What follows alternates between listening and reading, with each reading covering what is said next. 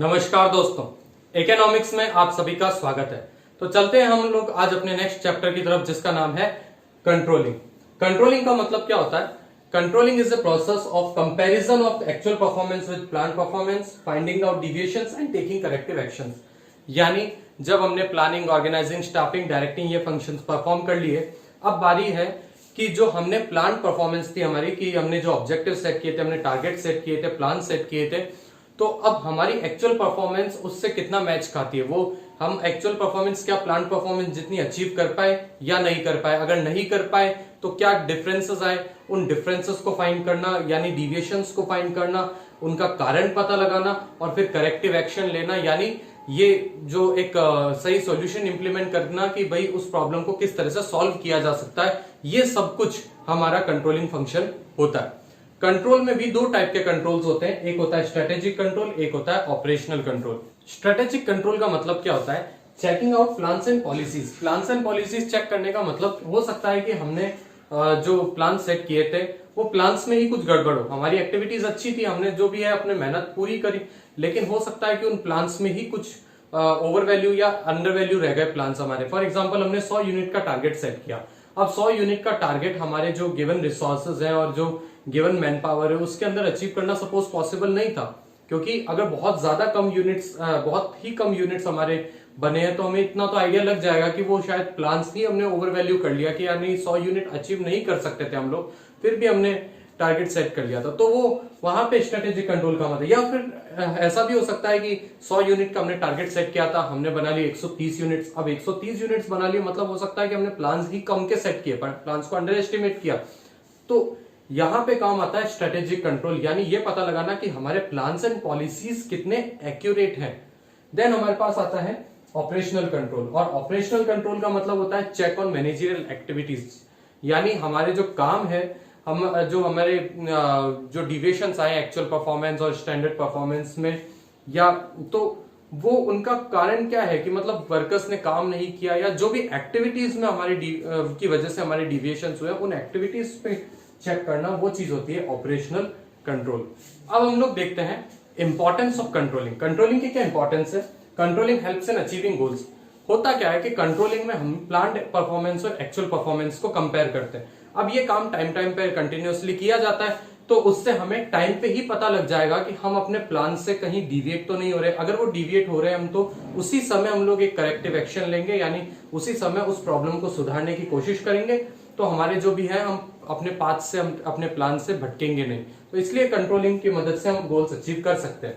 Then judging accuracy of standards, जो अभी मैंने बताया स्ट्रेटेजिक कंट्रोल। तो स्ट्रेटेजिक कंट्रोल की मदद से हम लोग ये जज कर सकते हैं कि हमारे जो स्टैंडर्ड्स है, हमने जो ऑब्जेक्टिव सेट किए, कहीं वो एक्यूरेट है या नहीं है। ऐसा तो नहीं कि वो ओवर एस्टिमेटेड या अंडर एस्टिमेटेड है, ओवर वैल्यूड, अंडर वैल्यूड है। तो ये पता लगाना भी कंट्रोलिंग की मदद से हो सकता है। देन हमारे पास है एफिशिएंसी। कंट्रोलिंग में हम लोग हर चीज के स्टैंडर्ड सेट करते हैं और उसके बाद उसे कंपेयर करते हैं हम लोग एक्चुअल परफॉर्मेंस से। तो स्टैंडर्ड सेट करने से और कंपेयर करने से हमें क्या होता है, स्टैंडर्ड्स के अकॉर्डिंग काम करते हैं तो हमारे जो भी रिसोर्सेज है वो फालतू के वेस्ट नहीं होंगे हमारे, और हम स्टैंडर्ड्स के अकॉर्डिंग सही से काम करते रहेंगे। और जहां भी काम में अगर हमारे कहीं कोई दिक्कत आई तो हम उसे हाथों हाथ पता लगाकर उसका सॉल्यूशन इंप्लीमेंट करेंगे। देन हमारे पास है इम्प्रूव्स मोटिवेशन। ये बहुत इंपॉर्टेंट पॉइंट है बच्चों। इम्प्रूव्स मोटिवेशन कैसे? कि भाई यहाँ पे कंट्रोलिंग की मदद से हम लोग ये तो टाइम टाइम पे चेक कर ही रहे हैं कि हमारा काम सही से हो रहा है या नहीं हो रहा, और उसका पता लगाते हैं तो हमें यह भी पता चलता है कि हमारे काम के लिए क्या प्रॉब्लम आ रही है, हमारे काम में एम्प्लॉइज को क्या प्रॉब्लम हो रही है। और अगर हमें एम्प्लॉइज की प्रॉब्लम पता चली तो हम लोग उस पर सही सॉल्यूशन इंप्लीमेंट कर सकते हैं। उन्हें अगर सपोज हम बात करें तो एम्प्लॉइज की प्रॉब्लम यह है कि एम्प्लॉइज को काम आता है बट वो काम करने के लिए विलिंग नहीं है, उनकी इच्छा नहीं है काम करने की। तो उस टाइम पे क्या कर सकते हैं? फाइनेंशियल, नॉन फाइनेंशियल इंसेंटिव्स की मदद से या पेनल्टीज की मदद से भी हम लोग क्या कर सकते हैं? एम्प्लॉइज को मोटिवेट कर सकते हैं। तो मोटिवेशन के लिए सबसे पहले प्रॉब्लम जानना जरूरी है, इंसान की नीड जानना जरूरी है, तभी मोटिवेशन हो सकता है, और वो चीज हम लोग कंट्रोलिंग की मदद से जान सकते हैं। Then ensures order and discipline in the organisation. Organisation में रूल्स रेगुलेशंस फॉलो हो रहे नहीं हो रहे, अगर नहीं हो रहे तो उन्हें इंप्लीमेंट करवाना, ये भी कंट्रोलिंग की मदद से हम अच्छे से कर सकते हैं। एक इफेक्टिव कंट्रोल सिस्टम की वजह से ऑर्डर एंड डिसिप्लिन बना रहेगा। देन हमारे पास है कोऑर्डिनेशन। अच्छा, ऑर्डर एंड डिसिप्लिन का मैं एक एग्जांपल ये भी दे सकता हूँ आपको कि जैसे हमने रोड्स पे देखा है red light, green light, yellow light, हमारे ट्रैफिक सिग्नल्स वगैरह बने होते हैं। अब वो बने हैं, लोगों को उस अकॉर्डिंग काम करना है, ये सब प्लानिंग हो गया। लेकिन अब बात ये है कि अगर हम लोग रूल्स ब्रेक करते हैं तो उसका अगर कोई प्रोविजन नहीं हो तो लोग तो रोज रूल्स ब्रेक करेंगे। होता क्या है कि भाई वहां पे कोई ट्रैफिक पुलिसमैन खड़ा है या सीसीटीवीज लगे जिसकी मदद से हमारे घर पे चालान आ सकता है, तो हम लोग क्या करेंगे, हमें जो इफेक्टिव कंट्रोल सिस्टम जब बना हुआ है तो हम लोग रूल्स ब्रेक करेंगे नहीं, ऑर्डर एंड डिसिप्लिन कायम रहेगा। अगर ब्रेक करते हैं तो हमारे ऊपर पेनल्टीज इंपोज हो रही है जिसकी मदद से हम लोग फिर आगे रूल ब्रेक नहीं करते। तो ये होता है एक इफेक्टिव कंट्रोल सिस्टम की मदद से। देन हमारे पास आता है कोऑर्डिनेशन। कोई भी जो अलग अलग डिपार्टमेंट्स हैं उनके स्टैंडर्ड्स बने हुए हैं और स्टैंडर्ड्स उस अकॉर्डिंग बनाए जाते हैं कि जिनसे अलग अलग डिपार्टमेंट आपस में मिलजुल कर काम कर सके, रेदर देन वो अलग अलग काम करें या डाइवर्स एकदम डायरेक्शंस में काम करें। तो उसकी बजाय वो लोग एक साथ मिलकर काम कर सकते हैं। ये कंट्रोलिंग की मदद से या स्टैंडर्ड सेट करने की मदद से हम लोग कर सकते हैं। अब बात करते हैं बच्चों, पहले तो हम लोग कि प्लानिंग और कंट्रोलिंग के बीच में क्या रिलेशन होता है। तो बेसिकली प्लानिंग क्या है, प्लानिंग प्राइमरी फंक्शन है। प्लानिंग में हम लोग क्या करेंगे, ऑब्जेक्टिव सेट करेंगे, जबकि कंट्रोलिंग में हम लोग क्या करेंगे, जो ऑब्जेक्टिव्स हमने प्लानिंग में सेट किए थे उन्हें एक्चुअल परफॉर्मेंस से कंपेयर करेंगे। प्लानिंग प्रिस्क्रिप्टिव है यानी प्लानिंग वेज बताती है, जबकि कंट्रोलिंग क्या है, कंट्रोलिंग इवेल्युएटिव है यानी कंट्रोलिंग क्या करती है, वो जो हमारा काम है उसको चेक करती है। देन दोनों ही फंक्शंस जो है हमारे वो फॉरवर्ड लुकिंग भी है और बैकवर्ड लुकिंग भी है। प्लानिंग फॉरवर्ड लुकिंग ऐसे है कि उसमें आने वाले टाइम के ऑब्जेक्टिव्स और प्लान सेट होते हैं, और बैकवर्ड लुकिंग ऐसे है कि उसमें हम लोग पिछले जो हमने टारगेट्स अचीव किए थे उसके बेसिस पे कुछ सीखते हैं और फिर नए प्लान्स बनाते हैं। इसी तरह से कंट्रोलिंग बैकवर्ड लुकिंग कैसे कि हमने जो प्लान परफॉर्मेंस थी उसको एक्चुअल परफॉर्मेंस से कंपेयर किया। और फॉरवर्ड लुकिंग कैसे होता है कि हम लोगों ने अभी जो गलती करी है उसके क्या बोलते हैं, वो हम लोग इस तरह के मेजर्स सजेस्ट करते हैं, फीडबैक रिपोर्ट बनाते हैं जिससे आगे वाले प्लान्स में गलती ना हो। तो एक दूसरे में इंटरलिंक्ड भी है, डिपेंडेंट भी है। ये होते हैं प्लानिंग और कंट्रोलिंग के बीच में रिलेशनशिप। अब चलते हैं हम लोग अपने नेक्स्ट टॉपिक की तरफ जिसका नाम है कंट्रोलिंग प्रोसेस। कंट्रोलिंग प्रोसेस का मतलब आप लोग सब जानते ही हैं, यानी sequence of steps to be followed. क्या क्या सीक्वेंस ऑफ स्टेप्स होंगी, किस तरह से कंट्रोलिंग का प्रोसेस चलेगा। तो अब पहली स्टेप जो इसकी आती है वो है setting up standard. Setting up standards में हम यहाँ देख सकते हैं स्टैंडर्ड्स कैसे सेट करना है। देखिए, आप अब सोचेंगे कि ऑब्जेक्टिव तो हम प्लान में सेट करते हैं, लेकिन उन ऑब्जेक्टिव्स को भी अचीव करने के लिए हम लोग शॉर्ट टर्म स्टैंडर्ड सेट करते हैं। आप ये मत सोचिए कि ऑब्जेक्टिव वहां पे सेट करते हैं या नहीं होगा कुछ भी। ऑब्जेक्टिव तो सेट है, हमारे लॉन्ग टर्म ऑब्जेक्टिव्स भी सेट है, लेकिन उन ऑब्जेक्टिव्स को अचीव करने के लिए हम लोग कुछ शॉर्ट टर्म स्टैंडर्ड्स बनाते हैं। और वो शॉर्ट टर्म स्टैंडर्ड्स होंगे अचीवेबल स्टैंडर्ड्स होंगे, पॉसिबल स्टैंडर्ड्स होंगे, यानी जो टाइम बाउंड है, पॉसिबल है कि भाई इसे इस टाइम में अचीव किया जा सके।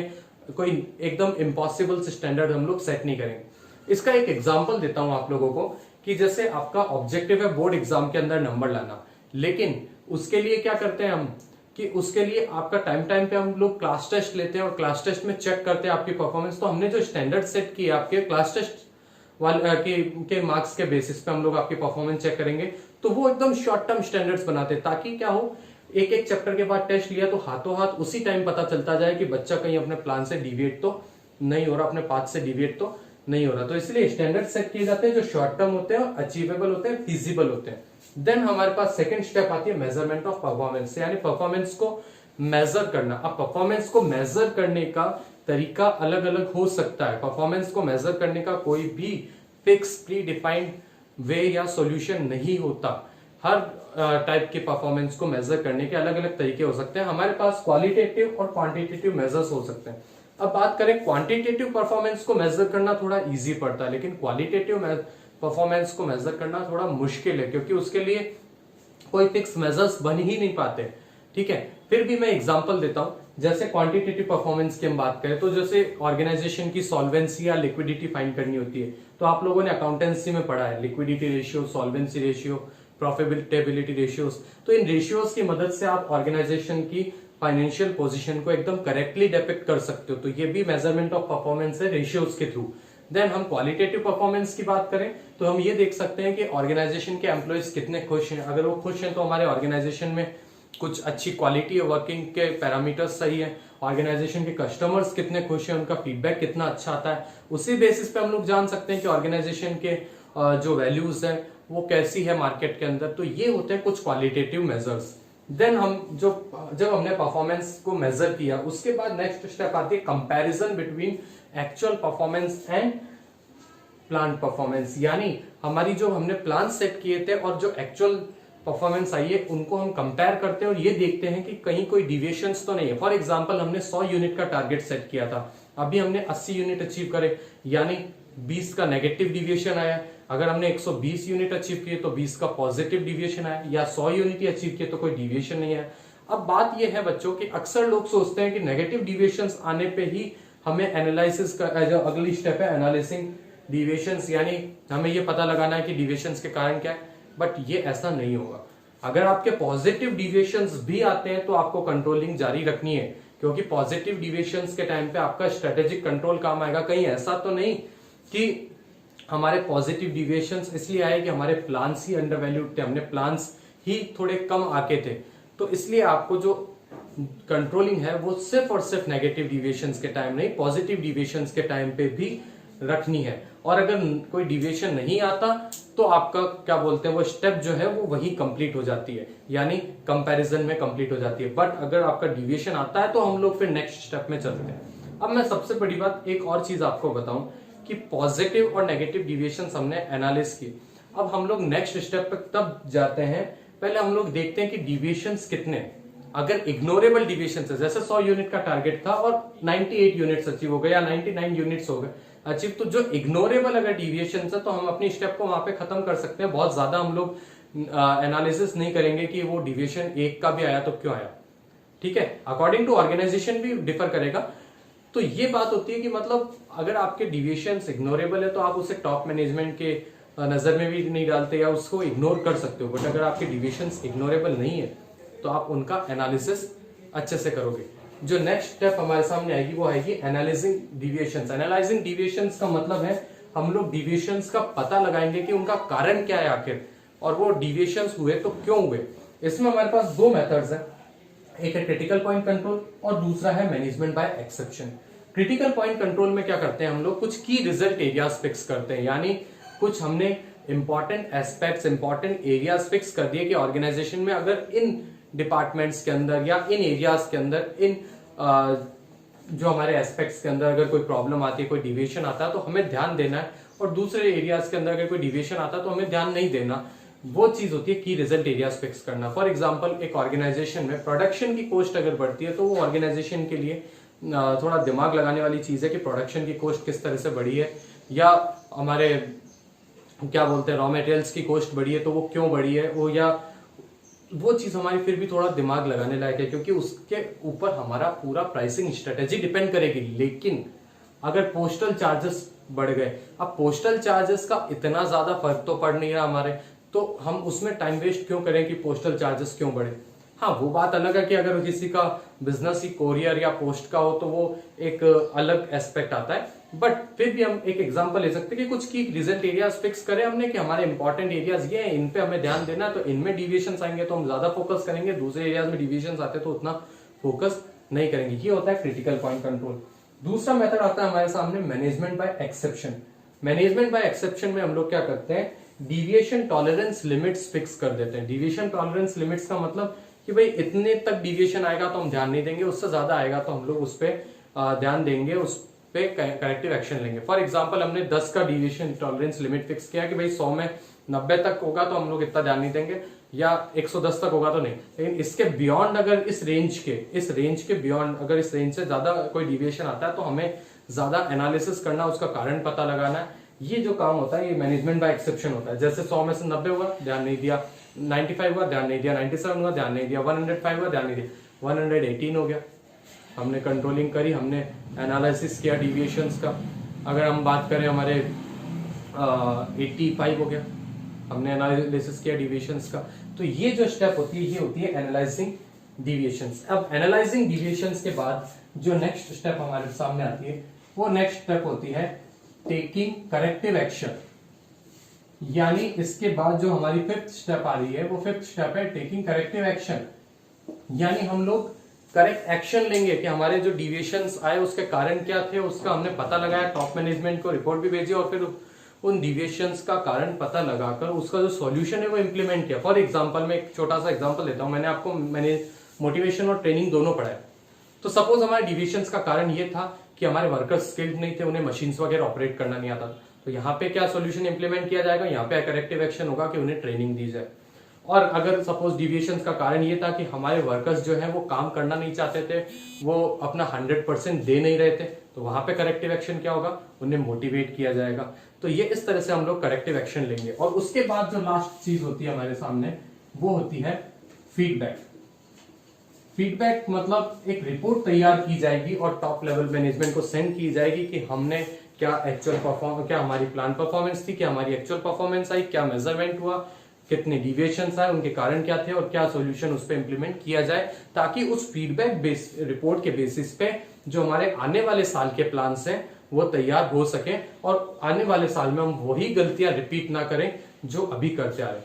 तो कंट्रोलिंग में यही होता है बच्चों।